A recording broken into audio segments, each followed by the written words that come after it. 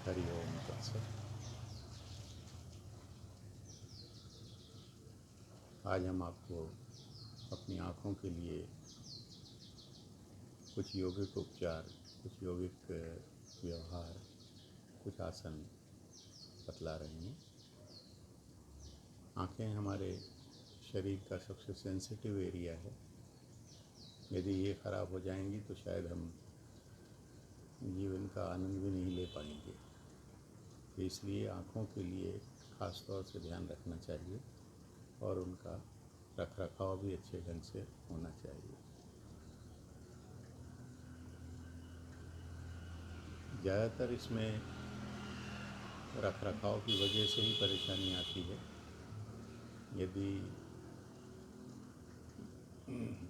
किसी तरह की एलर्जी डेवलप हो जाए तो आँखों में इरिटेशन, जलन और सूजन ये आ सकती है और इसके लिए दवाइयों के सहारा लेना पड़ता है हमें, लेकिन यौगिक उपचार से भी इसे ठीक किया जा सकता है। तो आँखों को जल्दी जल्दी झपकाना है, जल्दी जल्दी झपकाना है, थोड़ा और जल्दी,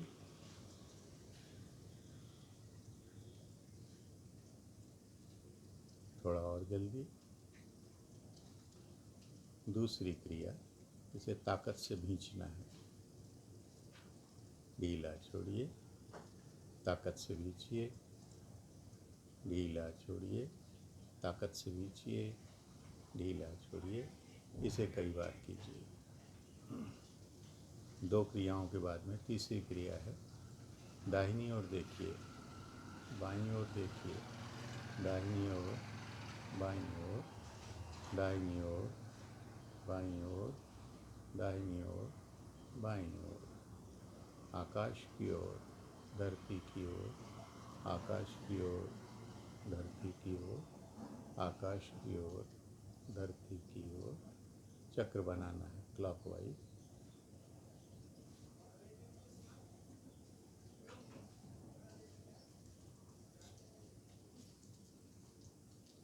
एंटी क्लॉकवाइज।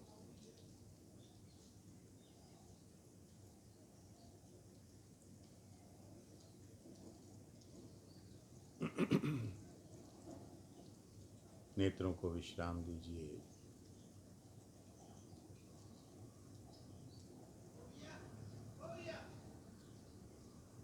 आँखों के चारों तरफ आपकी चारों उंगलियों के सहारे धीरे धीरे दबाव दीजिए।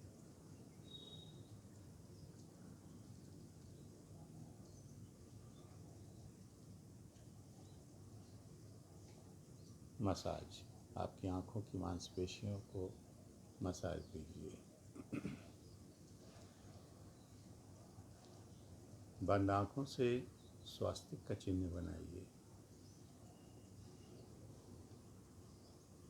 दोबारा बनाइए। बंद आँखों से ओम लिखिए।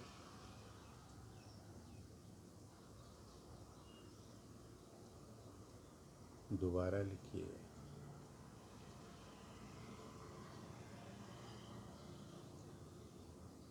दोनों हाथों में घर्षण कीजिए।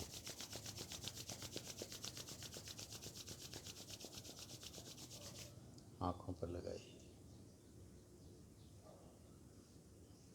दोबारा।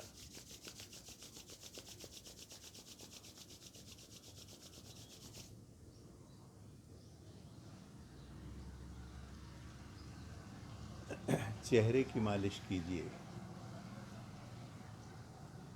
आपका तनाव आपके चेहरे पर निवास करता है और उसकी मांसपेशियां खिंची रहती हैं और उनका सबसे ज़्यादा असर आँखों पर आता है। तो चेहरे की मालिश कीजिए। कानों की मालिश कीजिए। आपका ब्लड प्रेशर बढ़ जाता है तनाव की वजह से। कानों की मालिश करने से ब्लड प्रेशर नॉर्मल होता है। कंठ की मालिश कीजिए। आपके चेहरे के तनाव आपके कंठ पर भी आ जाता है और थायराइड जैसी बीमारी को जन्म देता है।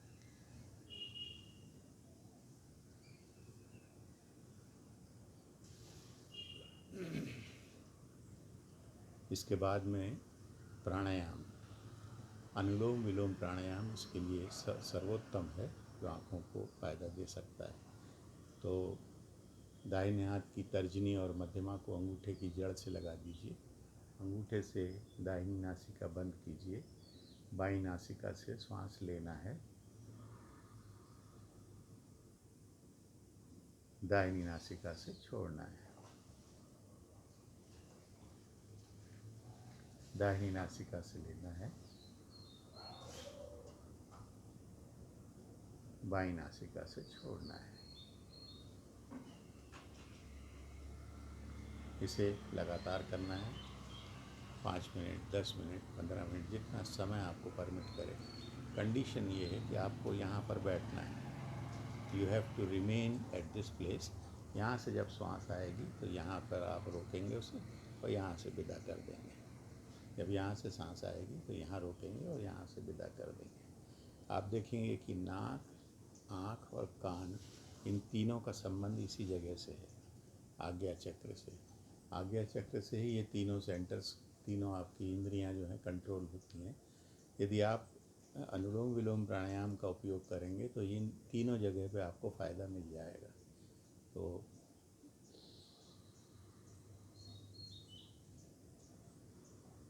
हल्का सा उस जगह पे अनुभव होना चाहिए। इस जगह पे जब आप श्वास खींचते हैं तो हल्का सा तनाव, हल्का सा खिंचाव आपको आना चाहिए। श्वास की रगड़ को महसूस कीजिए।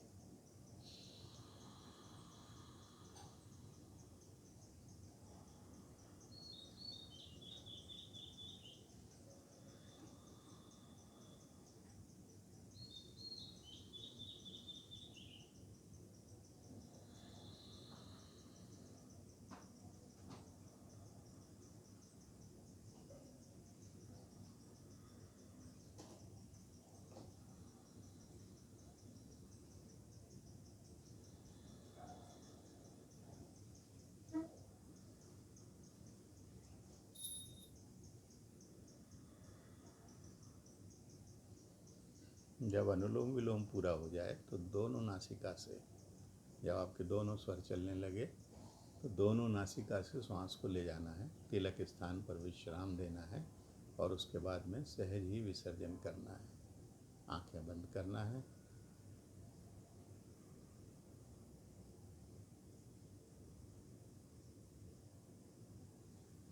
नेत्रों को विश्राम देने के लिए आंखें बंद रहें।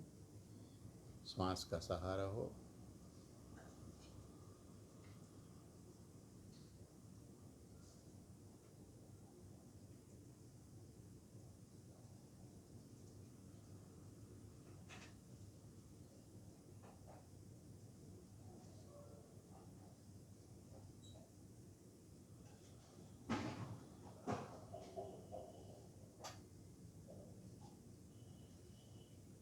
शरीर की किसी भी छोटी या बड़ी व्याधि के लिए सबसे पहले हमें 5 महाभूतों का सहारा लेना चाहिए: वायु, अग्नि, पृथ्वी, जल और आकाश। योग में एक विधा है जल नेति की। उसमें एक स्वर से पानी को अंदर डालते हैं और दूसरे से निकालते हैं, फिर इधर से डालते हैं, फिर इधर से निकालते हैं। जल नेति। जल नेति से नाक का जो श्लेष्मा है, कफ है, वो निकल जाता है। और आपने देखा होगा कि आँख का कीचड़ और नाक का श्लेष्मा और साइनस का इन्फेक्शन, ये तीनों चीज़ें एक ही पास में, एक ही जगह पे ये बनती हैं। तो म्यूकस जो बन रहा है वही आँख में जा रहा है, वही कान में जाके इन्फेक्शन पैदा कर रहा है, वही नाक में कफ का निर्माण कर रहा है। तो यदि जलनेति करते हैं तो ये कफ की बीमारी आपकी आसानी से निकल सकती है। तो जल का सहारा, फिर वायु का सहारा तो आपने देख ही लिया है प्राणायाम के माध्यम से।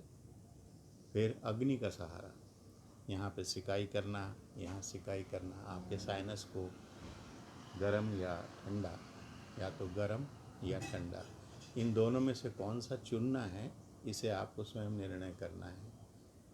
थोड़ा थोड़ा गर्म करके देखिए, यदि अच्छा लगे तो आपको ऐसा गर्म करने का से फ़ायदा होगा। और यदि ठंडा करके देखें और यदि ठंडा करने से नहीं हो रहा है तो इसका मतलब है कि ठंडा आपको मुफीद नहीं है। तो गर्म या ठंडा करके जल से, वायु से और आकाश जिसमें जगह बनाना है आपको, ये सारी जगह खुली हुई हैं। नाक, कान और आँखें, इनमें पैसेज है, खुला हुआ रास्ते हैं इनमें। यदि इन रास्तों में चोकिंग होगी कफ की तो आप परेशान रहेंगे, और यदि ये रास्ते खुले रहेंगे तो आप बिल्कुल हेल्दी बने रहेंगे। तो रास्ते आकाश तत्व का द्योतक हैं, उन्हें खुला रहना चाहिए। तो प्राणायाम और आखिरी में ध्यान। ध्यान से आप जहाँ भी अपने आप को कॉन्सेंट्रेट करेंगे वहाँ पर आपकी जागरूकता बढ़ जाएगी और आपको आसानी से समझ में आ जाएगा कि परेशानी की जड़ है कहाँ पे। हो सकता है आपके गंदे हाथ आप आँखों पे लगाते हों और उससे इन्फेक्शन जाता हो सकता है कि आपके हाथों में जो आप चेहरे पे क्रीम लगाते हैं वही हाथ में रह जाती है और वो आँख पे लगाने से इन्फेक्शन हो सकता है।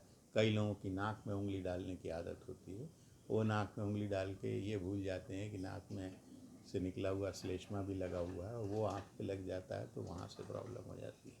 कुछ लोगों की कान खुजाने की आदत होती है और वहाँ से जो गंदगी निकलती है वही उंगलियों पर रहती है, वही आँखों पर चली जाती है। कुछ लोगों की बालों को खुजाने की आदत होती है, वहाँ से जो गंदगी निकलती है वो नाखूनों के बीच में बस जाती है और वो भी आँख में यदि लगा लिया आपने तो वहाँ से। कुछ लोगों की शरीर में खुजाने की आदत होती है, तो वहाँ से जो गंदगी निकल रही है वो भी आँख को आपको परेशान कर सकती है।